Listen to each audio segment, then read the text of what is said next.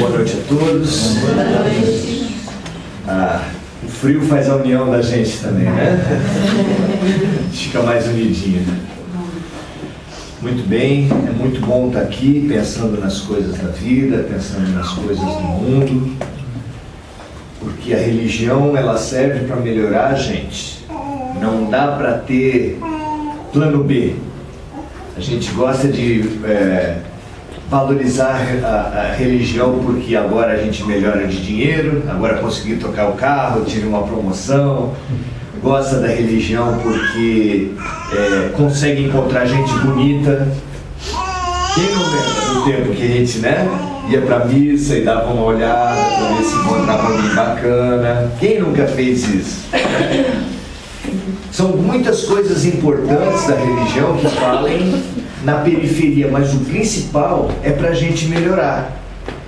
Ou a gente melhora com a religião, ou então a religião está sendo um objeto de ilusão para a gente. E a gente precisa pensar a respeito disso.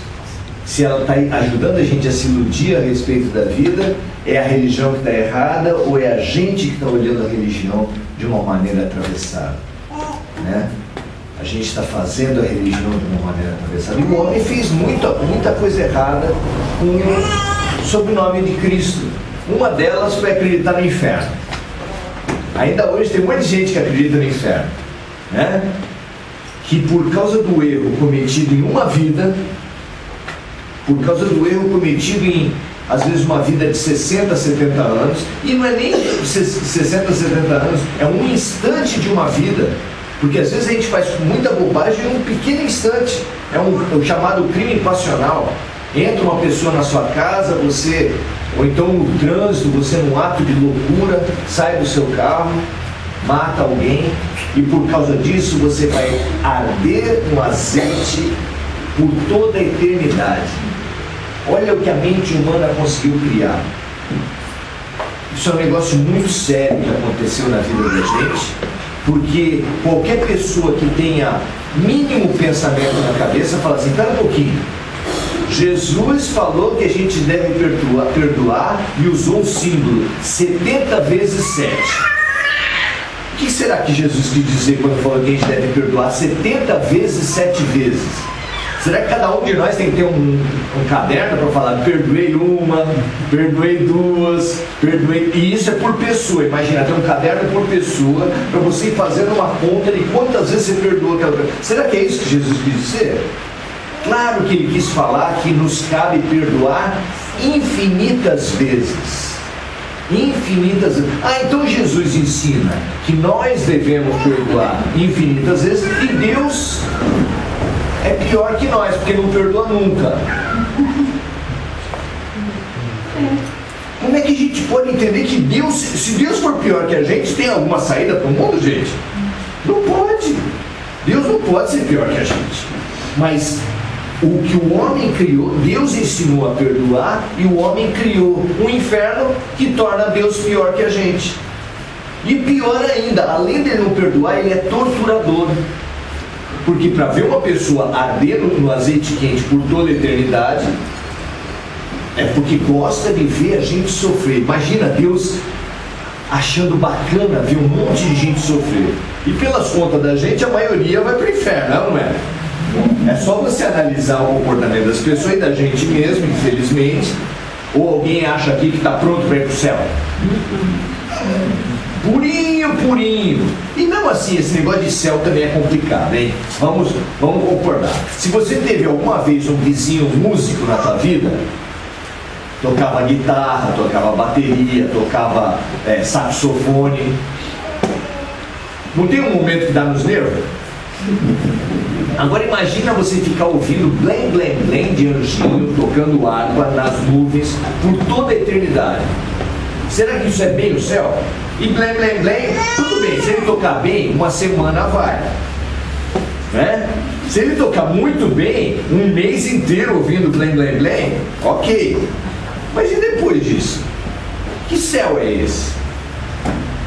Mas esse céu e esse inferno, particularmente o inferno, que o homem criou e que foi em contradição ao que Jesus disse, apesar das pessoas criarem em nome de Jesus, é em contradição ao que o próprio Jesus disse. Se houvesse inferno, digo mais uma vez, Deus ia ser pior que a gente. Ele tem um lado interessante. Por que será que ele se criou? Por que será que ele se enraizou no ser humano? Para até hoje, tanta gente ainda acreditar no inferno. Por que será que ele pegou? Não tem uma coisa assim? Tem lei que pega, lei que não pega, tem ideia que pega, ideia que não pega. Definitivamente a ideia do inferno pegou. Por que será que a ideia do inferno pegou? Em primeiro lugar, é uma ideia útil. Até na política se fala assim, o mau político fala que deve colocar dificuldades para vender facilidades. O fiscal de obra às vezes faz isso também. Chega na tua casa e começa a achar defeito na tua obra. Não, aqui tá ruim, ali tá ruim. Depois que ele colocou defeito em bastante coisa, o mau guarda de trânsito faz a mesma coisa. Olha o teu carro, vê problema em tudo quanto é lugar. Depois que ele viu bastante problema, ele te chama para um canto. Para quê? Ele coloca dificuldades para vender facilidades. O mau político, o mau fiscal, o mau guarda faz isso. E na religião se fez muito isso com o inferno. Primeiro se pinta o inferno como uma coisa terrível. Se faz uma lista de pecado que ninguém escapa. Se o inferno é terrível e todo mundo se sente pecador, aí eu como religião posso vender a saída do inferno. E olha, se fez isso assim, ó. Se você colocar na internet a palavra indulgência, você vai saber que teve um tempo que a igreja tinha um catálogo, só não era tão colorido como esses de roupa, de calcinha, perfume, mas era um catálogo que estava lá, todos os pecados e todo o preço que se tinha que pagar para ficar livre dos pecados. Está lá, veja na história, chamava indulgência. E mesmo hoje, você indo e se confessando e rezando 200 Pai Nosso, 50 Ave Maria e fazendo aquela negociação toda, você não consegue, também tem essa ilusão de que você está ficando limpo. E mesmo a extrema unção também é isso. Se você se arrepender, você vai direto para o céu. Se você não se arrepende, você vai para o inferno. Ou seja, está tudo na mão do sacerdote, está tudo na mão da igreja. Isso é uma maneira de controle, é um projeto de poder. Então, é útil isso? Nossa, só com a contribuição das indulgências, muitos palácios foram construídos no Vaticano.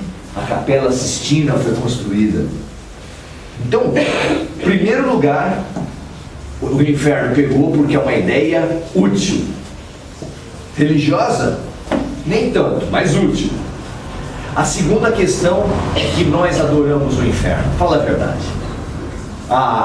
Depois que passa uma notícia feita a Suzane Richthofen, que matou seus pais, ou depois que passa uma notícia da Isabela Nardoni, que os pais mataram um filho, qual é o comentário no dia seguinte? Todos nós viramos diabo e ficamos criando torturas. O que aquele pai precisava fazer? O que precisava ser feito com aquele pai? Que tipo de punição ele merecia? Não é essa conversa que a gente fica? E um disputando com o outro para falar assim, não, isso é pouco. Você fala que tinha que arrancar as unhas, o outro fala, isso é pouco. Não, tinha que tirar o olho para fora, o outro fala, é pouco. Não é verdade? É isso que a gente fica disputando na rua, quem é o maior torturador. O que nós estamos fazendo? Criando inferno para os pecadores. Nós adoramos essas ideias. Tem que matar, tem que acabar. Nós adoramos esse tipo de coisa. E agora com a internet, então, rede social é o lugar onde todo mundo vira radical, todo mundo pede sangue, pede punição. É impressionante isso. Nós adoramos um infernozinho. Só que para quem? E o inferno é bom, mas é para os outros, porque a gente não tem espelho. O pessoal, o molecada não falava um tempo atrás, tá se achando, não tem espelho em casa. Nós adoramos colocar punição para os outros, como se nós Ah, eu não. Eu sou purinho.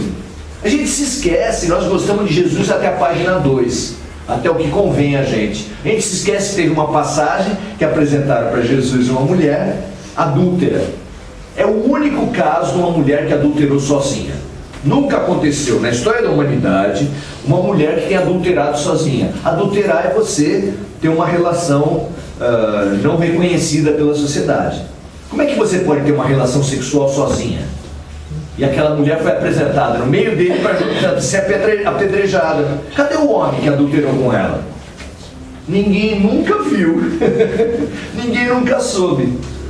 E quando Jesus foi apresentado àquela situação, nós devemos matar essa mulher apedrada ou não, porque Moisés falou que tem que matar.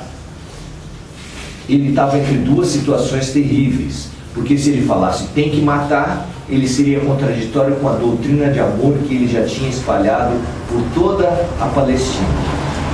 Se ele falasse não tem que matar, eles iam falar, então você está indo contra Moisés, e aí corta a cabeça. Então ele não tinha saída. Não tinha saída para a gente. Mas ele encontrou uma saída que nos deveria orientar até hoje. O que ele falou? Aquele que estiver sem pecado que atire a primeira pedra. Mas quando a gente cria os infernos para os criminosos da terra, a gente pensa isso? A gente pensa se nós estamos sem pecado para poder atirar pedra nos outros? Não, agora nos escândalos de corrupção, por mais raiva que dê, dificilmente alguém pensa na própria corrupção. A gente acha contra a corrupção do outro. Mas todo mundo aqui foi estudante ou é estudante? Alguém aqui nunca colou na vida? Nunca? Em momento nenhum nem deu uma olhadinha assim para ver, será que é a A ou a B? Nunca colou? Eu colei. Colou. Pois é. É difícil encontrar alguém que nunca tenha colado. Na minha infância, era normal você sair com um cachorro na rua e não catar o cocô. Não, a gente não catava o cocô de cachorro. Ninguém fazia isso. Hoje está mais ou menos. Mas a gente sempre fala dos outros. A gente sempre fala do problema dos outros. A gente nunca reconhece o nosso problema. Isso é uma questão muito séria. Então a gente precisa pensar, essa criação do inferno, ela foi útil para uma série de distorções do processo religioso. Mas também ele teve algum papel interessante, porque ainda hoje, quando algumas pessoas vêm para o Espiritismo e aprendem que Deus, como foi proclamado por Jesus, como foi ensinado por João nas suas cartas, Deus é amor, Ele prega perdão para todos, ele age pela misericórdia. Portanto, inferno, como penas eternas, não existe. Como é que isso cai na alma das pessoas? Aí começa uma interrogação.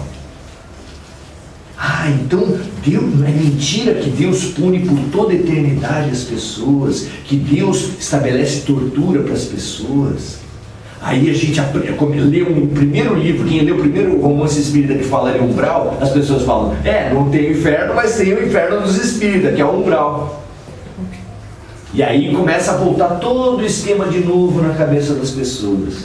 Mas será que o inferno do espírita é o umbral? Será que o umbral é só um nome novo para o velho inferno? E aí quem pensa isso, pensa o quê? Que o céu é o quê? Nosso lar. Nosso lar seria o céu dos espíritas. Aí se ele ler um pouquinho atentamente, ele vai saber que nosso lar está situado no umbral. Caramba, se o céu está dentro do inferno, não tem mais saída. É porque a gente não entende como é que as coisas são. O umbral é... Vocês já ouviram a expressão umbral da porta? Umbral da porta é ali a parte do batente. Se eu quiser ir daqui até lá e tiver fechada a janela, é possível passar sem passar pelo umbral? Não. Todo mundo que for daqui até ali vai ter que passar pelo umbral. Então todo mundo que morrer, gente, vai passar pelo umbral. Umbral não é um inferno. Umbral é como se fosse a atmosfera que envolve a terra toda. envolve a terra toda. Quem sair da terra, o espírito que deixar de viver na crosta terrestre e for para alguma localidade no mundo espiritual, vai ter que passar pelo umbral. Jesus Cristo passou pelo umbral. Aliás, a literatura espírita conta que a primeira preocupação de Jesus foi ir para o umbral mais tenebroso da terra. Primeira coisa, assim que ele saiu do corpo, ele falou com o anjo e sumiu para o umbral mais tenebroso da terra. Sabe o que ele foi fazer? Buscar Judas. Buscar Judas. Judas tinha visitar, assistir, trabalhar. Pode-se dizer buscar se ele tivesse em condições de atender. E ele dificilmente estaria, porque Jesus estaria em condições de buscar, de resgatar ele. Mas não é todo mundo, apesar da luz estar perto da gente, da vida estar perto da gente, e nós estarmos no umbral, porque nós estamos aqui logo no início, não é todo mundo que está pronto para a luz. Tanto é que nós estamos vivendo, falando que somos cristãos há 2000 anos, 20, 200 vidas, e a gente continua aqui na Terra porque não aprendemos ainda. Então, quer dizer que só o fato de estar perto da luz não garante o resgate de ninguém, infelizmente.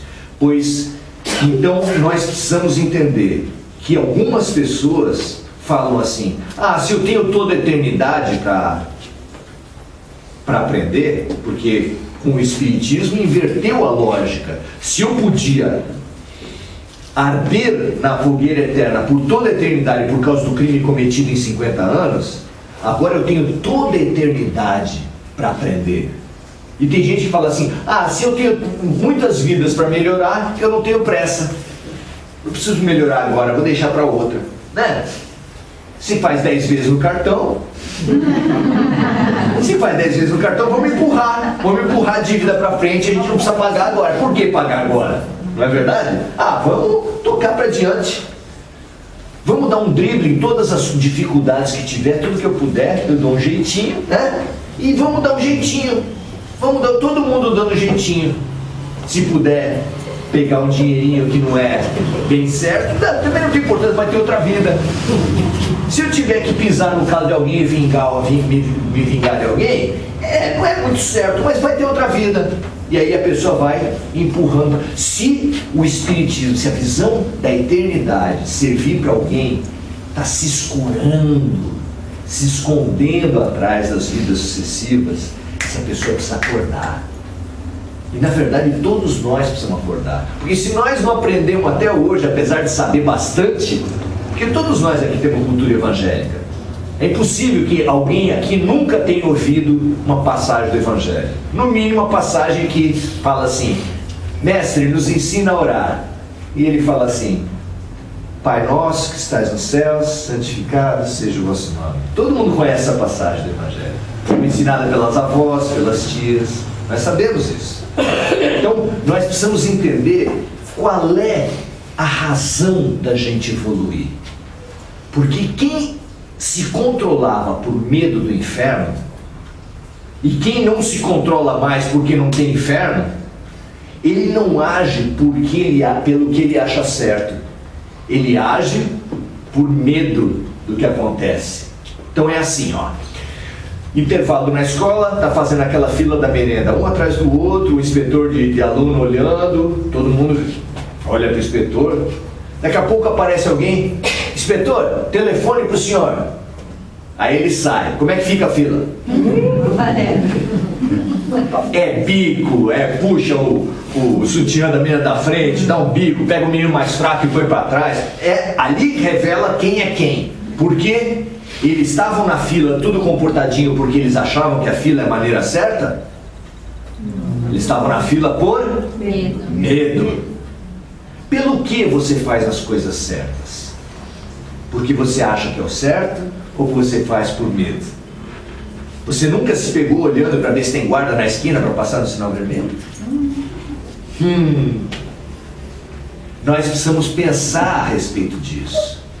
Porque não é à toa que no Apocalipse e todos os profetas colocaram que no final dos tempos haveria grandes tragédias, terremotos, incêndios, guerras, país contra país, além dos falsos profetas, mas inúmeras tragédias.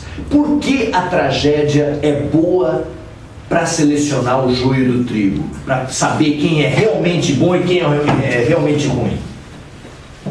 Não sei se vocês lembram, mas uma tragédia que teve no Brasil, há muito tempo atrás, por causa das chuvas no Rio de Janeiro, desalojou muita gente. E veio aquele barro e arrastou muitas casas. E já arrastando casa, arrasta também dinheiro, documento, arrasta um monte de coisa de valor. Aí começou um monte de gente a ir para lá para quê? Para ajudar? Não, para mexer nos trem, para ver se achava alguma coisinha para ele. Aí o pessoal falou, vamos dar um jeito nisso. Pegaram os tratores, encheram o caminhão, puseram no galpão, puseram um monte de cara do exército. Só que não avisaram para os caras do exército que eles tinham colocado câmera. Sabe o que as câmeras viram? Os próprios caras do exército estavam catando as coisas no lixo. Por quê? Porque a certeza de que não tem ninguém olhando faz as pessoas revelarem quem ela é, assim como na escola, assim como na fila da escola. Então, quando existe uma tragédia, um terremoto, você já não tem mais polícia, você não tem a ordem estabelecida, você não tem as coisas andando. Por quê? Porque imagina um terremoto aqui em São Vicente, você não vai ter nada funcionando, até as coisas que estabelecerem não vai mudar. Pois é, nesse sentido vai ser a mesma coisa. Mas vocês entendem, gente? Depois que passou a tsunami na Indonésia, não tinha polícia organizada, não tinha ninguém cobrando as coisas, não tinha faixa de pedestre. Era assim, você vai andando em cima de corpos, em cima de... E é ali que se revelam as pessoas.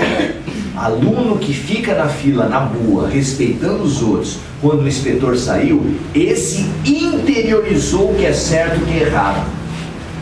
Aí Deus coloca algumas populações da terra, quebra a noção de certo e errado. Para algumas é tsunami, para outros é terremoto. E diz que tem um país aí no mundo que ele fez isso através da corrupção. Não sei qual é. Aí cada um pensa e vai pensar, né? Onde será? Onde será? Sabe como é que ele fez? Ele fez assim, criou o país, esse país, e tinha um monte de gente roubando dinheiro público, mas ninguém ia para a cadeia. Ninguém ia para a cadeia nesse tal desse país, que eu não sei qual é.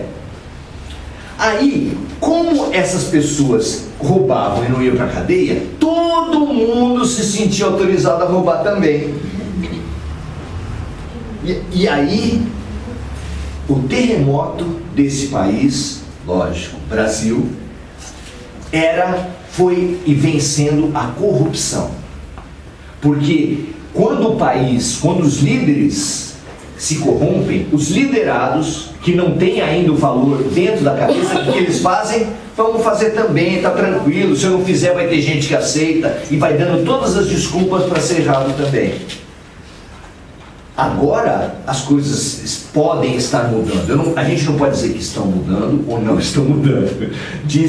Na história, nas análises históricas, eles falam que a gente só pode fazer uma análise de um momento histórico 50 anos depois. Então não dá ainda para a gente falar, está sendo enfrentada a corrupção no Brasil. Por quê? Lembra do Collor? Lembra como é que ele entrou na presidência da República? Ele era o caçador de marajás, gente. Ele era o cara que ia acabar com a imoralidade no Brasil. Assim é fácil. Antes dele, teve não é no tempo de vocês, teve um tal de Jânio Quadros, que também tinha o símbolo da campanha dele, era uma vassourinha, que ele ia limpar o Brasil. Limpou? Saiu o Collor, limpou? Sai a Dilma, alguém acredita que vai limpar só por causa disso? Claro que não. Claro que não. Mas nós podemos estar num processo de melhoria do Brasil. Mas se o Brasil está melhorando, como é que está a bagunça? Pela casa de vocês sabem disso. Quando vocês estão limpando a casa de vocês, no dia que vocês estão fazendo limpeza, a casa fica bacana? Organizada, você acha bem as coisas, É assim? Se alguém vai na casa de vocês no dia da faxina, vê o quê? Bagunça, desordem, ninguém acha nada, pega para capar. Essa bagunça que está no Brasil hoje é exatamente porque o Brasil está se organizando, está se limpando. Porque quem não conhece precisa ler. Brasil, Coração do Mundo, Pátria do Evangelho. É um livro de autoria de psicografia de Chico Xavier e autoria de Humberto de Campos, Espírito, e que fala da perspectiva do Brasil, da visão histórica do Brasil do ponto de vista espiritual. E sabe qual é o papel do futuro do Brasil? Espalhar o Evangelho no mundo. Capitanear, liderar a revolução moral do Evangelho no mundo. E aí você olha, como assim o Brasil liderar a revolução moral? Como? Porque nós estamos fazendo a faxina. Se você amanhã receber umas ligações de uns parentes aí, você for receber parente em casa, parente que você considera, o que você vai fazer em casa? Vai fazer a faxina, vai fazer uma organizada na casa. É isso que nós estamos fazendo, gente. É isso que nós estamos fazendo. Tudo bem, no Brasil. E nós? Como é que nós estamos se preparando para a transição? Como é que nós estamos fazendo a faxina espiritual da gente? Porque é o seguinte, nós estamos no tempo da separação do joio e do trigo. Só vai poder ficar no Brasil, só vai poder ficar na terra, só vai poder permanecer aqui na terra aqueles que passarem de ano no critério da revolução moral que está acontecendo. Enquanto a gente pensar assim, não é para mim, eu tenho várias vidas, vou empurrar com a barriga, vou deixar para depois, sabe o que vai acontecer com quem deixar para depois? Isso está claro já. As pessoas vão ser atraídas para um outro país, para um outro mundo, muito mais primitivo que o Brasil, e vão lá recomeçar a tarefa da civilização, da criação da humanidade. Isso foi prometido em várias culturas, isso é amplamente conhecido dentro do Espiritismo. Agora, quem quiser ficar, quem quer permanecer com seus melhores amigos, sabe por quê? Todo mundo aqui tem bastante amigo, só que uma parte deles... Quem não tem amigo mais ou menos aqui? Você só tem amigo bom? Duvido. A transição quer dizer o seguinte, você vai manter alguns amigos. Se você for para o mundo primitivo, você vai manter uma parte das suas amizades. Só que vai ser a pior parte. Sabe aqueles amigos? É com eles que você vai. Agora, se você ficar aqui na Terra, você vai ficar com a melhor parte dos seus amigos, dos seus amores, dos seus parentes dessa vida e de outras vidas. Então como é que eu faço? Essa é a grande pergunta. O que a gente precisa fazer para permanecer na Terra? E Jesus respondeu claramente. E até agora, nenhuma religião sabe explicar isso. Ele falou assim, bem-aventurados os mansos, porque eles herdarão a terra. E herdar a terra é uma coisa ininteligível. Não dá para ninguém entender como é que é isso. Se você já tem uma casa, eu falo que você vai herdar a casa que você já tem, você entende isso? Como é que alguém pode herdar uma coisa que ele já tem? É claro que não dá para entender isso. Agora, no contexto que eu expliquei para vocês de transição planetária, onde quem fizer a transformação interior vai permanecer na Terra, nós vamos ser herdeiros da Terra limpa, da Terra purificada, da Terra que vai ter a tarefa da regeneração, porque vai ser um mundo de regeneração. E o que eu preciso fazer para estar lá? Qual é a matéria que vai cair na prova? Nós não queremos paz, gente. Será que paz não é uma ideia que nos congrega a todos? Que a gente não queria paz na política, no trânsito, paz dentro de casa, paz na relação de irmãos. Paz é um ideal, porque o amor do Cristo é o nosso ideal máximo. Mas esse está meio, digamos assim, não vai dar para hoje. Nós não vamos alcançar nessa vida o amor do Cristo. Alguém acha que vai alcançar? Não dá para a gente. E Deus, como sublime professor, não ia colocar para a gente uma tarefa que os alunos não conseguem alcançar. Então ele coloca para nós a tarefa da paz. Vamos pacificar o mundo então? Não é uma tarefa boa pacificar o mundo? Também não dá para a gente. Pacifica a tua cabeça. Aí a nossa tarefa passa a ser nos amansar. Amansar é a autopacificação. Você sabe o que te tira do sério?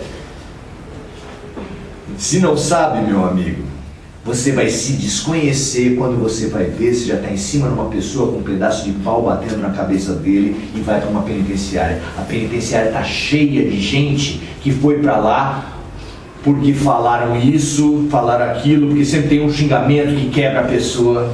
O que te tira do sério? Se você não souber, você está sujeito a ir para uma cadeia amanhã, se pisar no teu calo. Você precisa se investigar para conhecer o teu ponto fraco. Pensa a respeito disso. Não é uma tarefa boa? Gandhi falou, aquilo que você deseja para o mundo, faça primeiro em você mesmo. Se a gente quer a paz no mundo, ótimo, nós vamos ter a paz no mundo. Mas não nesse mundo agora. Nós vamos ter a paz no mundo quando só ficarem na terra os mansos. E Jesus já anunciou, só vão ficar na terra os mansos. E manso não é aquele que, não é o pitbull que anda com focinheira. Não é aquele que se segura, é aquele que consegue se conhecer para falar assim, eu vou me pacificar, eu quero compreender ao invés de julgar. Compreender ao invés de julgar. Alguém está disposto a fazer isso? Antes de falar mal de fulano ou mal de ciclano, falar assim, eu preciso entender. Emmanuel lança um desafio fabuloso para nós em função disso. Ele falou assim, por vidas, por séculos, por milênios, vocês têm experimentado ser duros com os outros e moles com você mesmo, condescendentes com você mesmo. Quando apontam o defeito da gente dá desculpa. Mas a chuva, o frio, sabe como é que é? Meu pai, minha mãe, a gente adora ter desculpa para tudo. Quando é pra gente, para os outros não tem desculpa para nada. E ele fala assim, porque por um momento, por uma vida, vocês não experimentam o contrário. Serem condescendentes com os outros que você não conhece, não sabe o pensamento, não sabe o sentimento. A gente não está nas cárceres de ninguém. Ninguém consegue julgar de verdade bem uma pessoa porque a gente não conhece a vida dela, nem as outras, nem essa. Então a gente não pode julgar os outros, mas a gente precisa ser duro, ser rígido, ser firme com uma pessoa na Terra, a única que nós podemos transformar. Somos nós mesmos.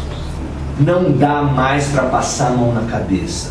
Não é mais um momento de coitadismos. De falar, eu sou assim, síndrome de Gabriela, eu nasci assim, eu cresci assim, eu sou mesmo assim, você sempre assim. Não dá mais. Nós precisamos conhecer Jesus, nós precisamos nos conhecer apenas e tão somente para nos transformar. E nos transformar em função da paz. É isso que Jesus nos conclama. Se nós entendermos a isso, nós vamos, a partir de amanhã, nos observar o que me tira do sério, quais são os meus pontos fracos, quem mais me irrita. Quem mais me irrita e por que o que essa pessoa me irrita tanto? Por que mexe tanto comigo? Por que eu tenho ponto fraco? Nós precisamos nos conhecer e nos transformar. Ou então vai ficar para o outro planeta. E de lá a gente vai poder voltar para cá, viu gente? Não é? O outro planeta não vai ser pela eternidade, não. O outro planeta também vai evoluir e os melhores que evoluírem de lá vão poder voltar para a Terra. Só que em alguns milênios. E enquanto isso vai passar alguma dificuldade por lá. Os livros são ótimos para você entender essa lógica. A Caminho da Luz é maravilhoso. Os Exilados de Capela é muito bom. São muito bons esses livros para você entender o mecanismo, o projeto pedagógico de Deus. Mas o Evangelho é o melhor de todos. É a escola do amor dos diversos mundos habitados que, como salas de aula, trocam alunos para fazer o seu processo de educação. Papai do Céu é o diretor. O nosso professor na Terra é Jesus Cristo. E ele tem os assistentes. Ele está tentando ensinar a gente há muito tempo e a lição está dada. A gente só fica relembrando. O assunto principal é o amor. E a gente precisa se transformar a respeito disso. E a tarefa imediata é a paz. Aceitemos a paz. Façamos a paz. Aonde? Em Brasília? Na prefeitura de São Vicente? Façamos a paz nas nossas casas, nos nossos relacionamentos homem-mulher, mulher-mulher, homem-homem, irmãos, avós. Nós fazemos de tudo guerra. Tudo vira guerra na nossa mão. Relação entre rico e pobre é guerra é luta de classes. Relação homem-mulher é guerra dos sexos. Relação país-país é guerra comercial. Tudo vira guerra. Será que não é momento da gente mudar essa página? Talvez seja. É agora, né, gente? Obrigado. Obrigada.